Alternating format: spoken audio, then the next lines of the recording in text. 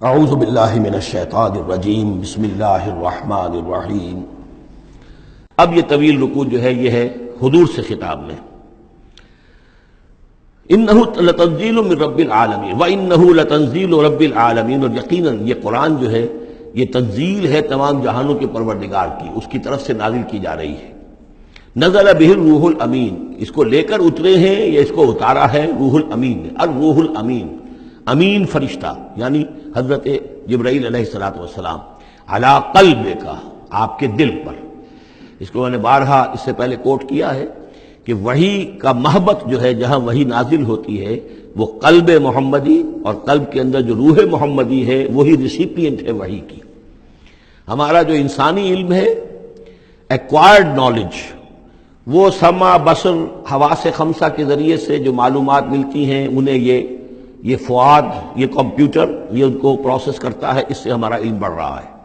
ایک علم وہ ہے جو براہ راست قلب کے اوپر آتا ہے فرشتے کے ذریعے سے، یہ القاء، الہام عام انسانوں کے لیے بھی، رویا صادقہ، سچا خواب کبھی دکھا دیا اللہ نے، جو واقعہ ابھی ہونے والا ہے وہ آپ نے دیکھ لیا، وہ کہاں سے دیکھ لیا؟ کسی آنکھ نے نہیں دیکھا ہے وہ، بلکہ یہ کہ وہ در حقیقت وہ اس قلب کے اوپر وارد کیا گیا ہے۔ تو یہ جو ہے یہ وحی، یہ ہے ریویل نالج، اور اس کی ایک شکل وہ ہے جو محفوظ ہوتی ہے، جو فرشتے کے ذریعے سے آتی ہے، جس کی حفاظت کا پورا بندوبست ہوتا ہے، جس میں شیاطین کی کوئی دخل اندازی نہیں ہو سکتی، وہ صرف انبیاء کے لیے تھی۔ اس وحی کا دروازہ محمد رسول اللہ صلی اللہ علیہ وسلم کے بعد بند ہو گیا۔ البتہ الہام، رویا، کشف یہ چیزیں اب بھی ہیں، لیکن یہ حجت نہیں ہے دین میں۔ دین میں حجت قرآن اور سنت، باقی کوئی شے حجت نہیں ہے۔ ہاں کسی کا اپنا کشف جو ہے وہ ذاتی کشف، اس کا اگر وہ شریعت کے خلاف نہیں ہے، ذاتی الہام اگر شریعت کے خلاف نہیں ہے، ذاتی طور پر اس کے لیے حجت بن جائے گا، لیکن کسی دوسرے کے لیے دلیل نہیں ہے۔ میں مانوں یا نہ مانوں یہ میرا اختیار ہوگا، آپ کا کشف جو ہے میرے لیے دلیل نہیں ہے، میرا کشف آپ کے لیے دلیل نہیں ہے۔ البتہ یہ قرآن دلیل ہے اور سنت رسول دلیل ہے۔ نزل بہ الروح الامین علی قلبک لتکون من المنذرین، تاکہ آپ بن جائیں خبردار کرنے والوں میں، بلسان عربی مبین، اور یہ نازل ہوا ہے اس زبان میں کہ جو بڑی روشن کھلی عربی زبان ہے۔ وَإِنَّهُ لَفِي زُبُرِ الْأَوَّلِينَ، اور یقیناً یہ پچھلے صحیفوں میں بھی موجود ہے، یعنی یہی وہ کتاب ہے کہ جس کے پرانے صحیفوں میں پیشن گوئیاں تھیں، اور یا یہ مطلب ہے کہ اس کے جو مضامین ہیں، اس کے جو بنیادی جو کنٹینٹس ہیں وہ پچھلے کتابوں میں بھی آئے ہیں۔ تورات کی تعلیمات بھی بنیادی طور پر یہی تھیں جو اس قرآن کی ہیں، وہ تو صرف کہیں کہیں شریعت کے تفصیلی احکام میں فرق واقع ہوا ہے۔ تو جو بھی پرانی کتابیں آئی ہیں، جو پہلی آئی ہیں، صحیفے آئے ہیں، ان میں بھی قرآن کی تعلیم موجود تھی۔ قرآن در حقیقت ان کا متمم ہے، اتمام کیا ہے قرآن نے، تکمیل کی ہے۔ وَإِنَّهُ لَفِي زُبُرِ الْأَوَّلِينَ أَوَلَمْ يَكُنْ لَهُمْ آيَةً أَن يَعْلَمَهُ عُلَمَاءُ بَنِي اسرائیل، کیا ان کے لیے یہ نشانی کافی نہیں ہے کہ اس کو جانتے ہیں علماء بنی اسرائیل؟ یہ اور بنی اسرائیل کے علماء جانتے ہیں کہ اب یہ جو کتاب آ رہی ہے محمد رسول اللہ کی جو بعثت ہوئی ہے وہ یقیناً اللہ کی جانب سے ہے۔ وَلَوْ نَزَّلْنَاهُ عَلَىٰ بَعْضِ الْأَعْجَمِينَ، اور اگر ہم نے اس قرآن کو نازل کر دیا ہوتا کسی عجمی پر،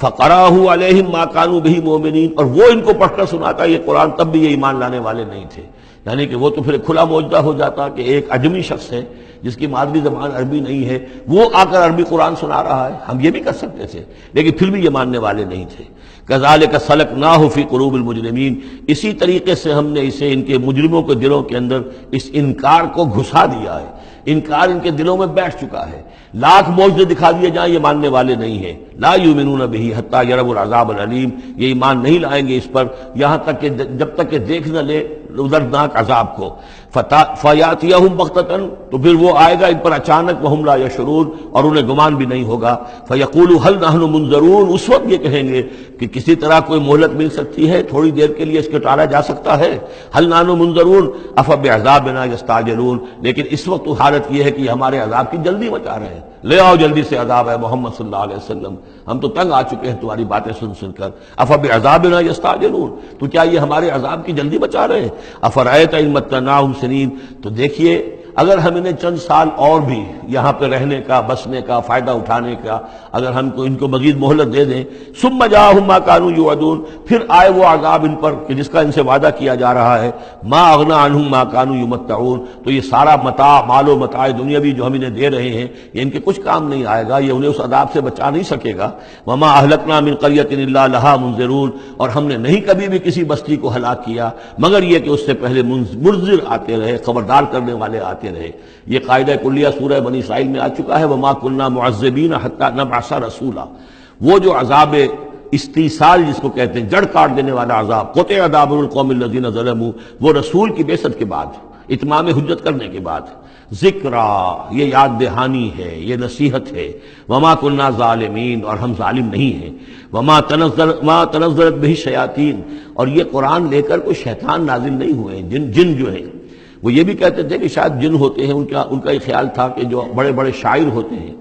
در حقیقت ان کے پاس ان جن قابو میں کیے ہوتے ہیں جو اتنی اچھی اچھی باتیں ان کو کہیں سے جوڑ کر شعر بنا کر دے دیتے ہیں۔ کیسے کہہ دیتے ہیں یہ شاعر لوگ، یہ ان کے اپنے اپنے گمان تھے۔ تو کہتے ہیں قرآن کو بھی کہیں شاید کوئی شیاطین جن ہیں کہ جو نازل کر رہے ہیں، وما تنزلت به الشیاطین وما ينبغي لهم، ان کے لیے ممکن ہی نہیں ہے، وما يستطيعون، وہ اس کی استطاعت ہی نہیں رکھتے، انہم عن السمع لمعزولون، وہ تو سننے سے بھی معزول کیے جا چکے ہیں۔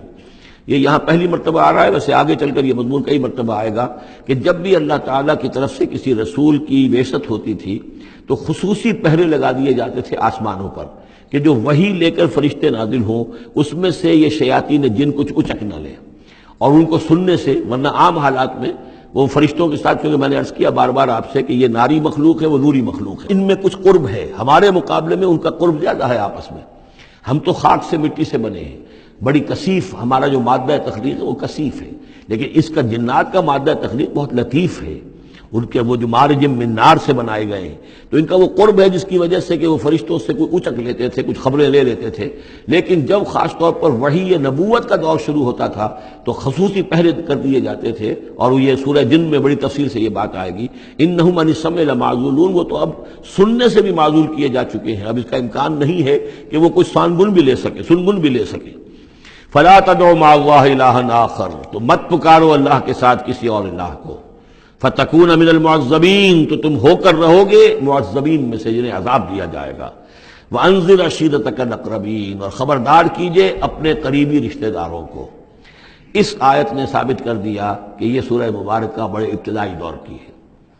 اس لیے کہ یہ تقریباً سن 3 نبوی کے اندر یہ آیت نازل ہوئی ہے، جس کے بعد کہ حضور نے پھر بلایا ہے، اپنے بنو ہاشم کو جمع کیا ہے، حضرت علی سے کہا کہ کھانے کا بندوبست کیجئے۔ حضرت علی آپ ہی کے گھر میں رہتے تھے، وہی زیر کفالت بھی تھے، زیر تربیت بھی تھے، کھانے کا اہتمام کیا، بنو ہاشم کو جمع کیا، حضور دعوت دینے کھڑے ہوئے، لیکن وہ سمجھ تو چکے تھے کہ اس کام کے لیے ہے۔ کھانا کھا کر انہوں نے شور مچایا، ہنگامہ کیا، چلے گئے اور آپ کی بات نہیں سنی۔ اس کے بعد چند دن اور آپ نے پھر بیچ میں ڈال کر وقفہ دے کر پھر آپ نے دوبارہ اہتمام کیا۔ اب جب لوگوں نے کھانا کھا لیا تو کچھ شرم آئی ہوگی انہیں، جب 2 مرتبہ کھانا کھایا تو اب تو بہرحال جو کچھ کہنا چاہتے ہیں سن تو لو۔ تو حضور نے پھر خطبہ دیا، اور وہ خطبہ جو ہے بہت عظیم خطبات میں سے ہے۔ میرا چھوٹا سا کتابچہ ہے دعوت اللہ، اس میں میں نے وہ درج کیا ہوا ہے۔ میں حیران ہوں، اصل میں ہمارے ہاں حدیث کی کتابوں میں میری علم کی حد تک موجود نہیں ہے، اہل تشیع کے ہاں جو ہے یہ موجود ہے، خطبات نبوی کے نام سے یہ خطبہ جو ہے اس میں درج ہے۔ ان کے ہاں جو نہج البلاغہ جو شائع ہوتی ہے، حضرت علی رضی اللہ تعالیٰ عنہ کی طرف منسوب ہے، ان کے خطبات اور ان کے خطوط وغیرہ ہیں، لیکن اسی میں ایک حصہ ہے حضور صلی اللہ علیہ وسلم کے خطبات کا۔ لیکن مجھے یہ بہت وثوق سے محسوس ہوتا ہے کہ وہ خطبہ ہے وہ کہ جو وہاں دیا گیا ہے، کہ جو حضور نے بنو ہاشم کو جمع کر دیا ہے۔ اس وقت نہیں ہے کہ میں آپ کو خطبہ پورا سناؤں، لیکن دعوت اللہ اور انگریزی میں اس کا ترجمہ بھی کال ٹو اللہ موجود ہے، جس میں یہ پورا متن اس کا موجود ہے۔ بہت مختصر خطبہ ہے، لیکن بہرحال اس سے ثابت ہوتا ہے وانذر عشیرتک الاقربین۔ اور دوسرا یہ کہ یہ آیت بالکل اسی ردم میں ہے، اسی ٹیون میں ہے جو چلا آ رہا ہے۔ ایسا نہیں ہے کہ کوئی بعد کی آیت لا کر یا شروع کی آیت لا کر بعد والی جگہ میں، بلکہ یہ مسلسل خطبہ ایک ہی نظر آ رہا ہے۔ تو یہ سورہ مبارکہ جو اپنے سٹائل کے اعتبار سے بھی کہ چھوٹی آیتیں اور جو بہاؤ ہے وہ تیز ہے، فلو تیز ہے، مضامین جو ہے اس اعتبار سے اگر دیکھا جائے تو اس کا واقعتاً یہ بھی جیسے سورہ ہجر اس گروپ میں ہے، ابتدائی 4 سال کی صورتوں میں سے ایک صورت، اسی طریقے سے اس گروپ میں یہ سورہ شعراء ہے۔ وانذر عشیرتک الاقربین واخفض جناحک لمن اتبعک من المؤمنین،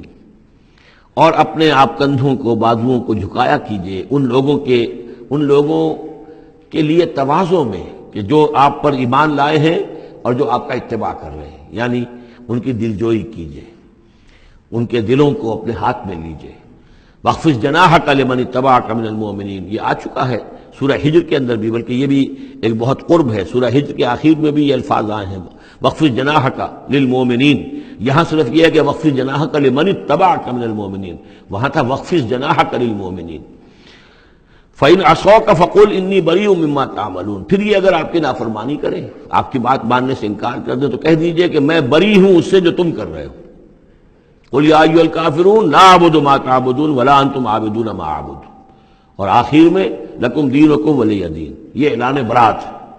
کہ اب تمہارا دین اور ہے، میرا دین اور ہے۔ إِنِّي بَرِيءٌ مِّمَّا تَعْمَلُونَ وَتَوَكَّلْ عَلَى الْعَزِيزِ الرَّحِيمِ، اور اے نبی آپ بھروسہ کیجئے، توکل کیجئے اسی ہستی پر جو العزیز اور الرحیم ہے، زبردست ہے لیکن ساتھ ہی مہربان بھی ہے۔ صدق اللہ العظیم۔